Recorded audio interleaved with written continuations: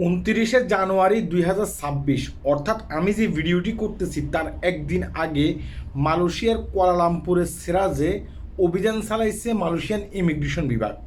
সেখানে 1000-এর উপরে প্রবাসীদেরকে তারা ধরছে, যাচাই বাছাই করে সেখানে 218 জন ব্যক্তিকে তারা আটক করছে। কথা কি বুঝতে পারছেন?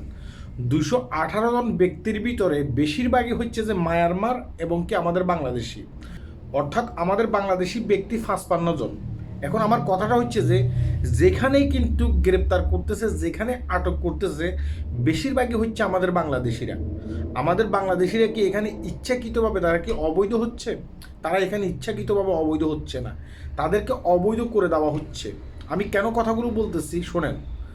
এই যে কয়েকদিন আগে দেখেন নাই বিমানবন্দরে একজন প্রবাসী, তিনি বাড়িতে যাবেন, তিনি টিকিট সব কিছু কিনে ফেলছেন।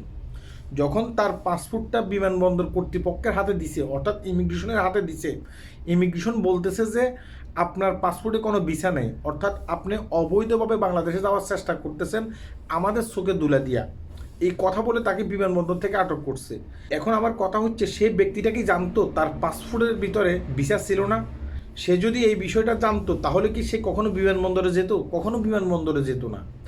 এভাবে দালালদের কারণে, বিভিন্ন খারাপ এজেন্টদের কারণে অনেক বাংলাদেশি প্রবাসী ভাই এখানে কিন্তু তারা আপনার হচ্ছে, অবৈধ হচ্ছে।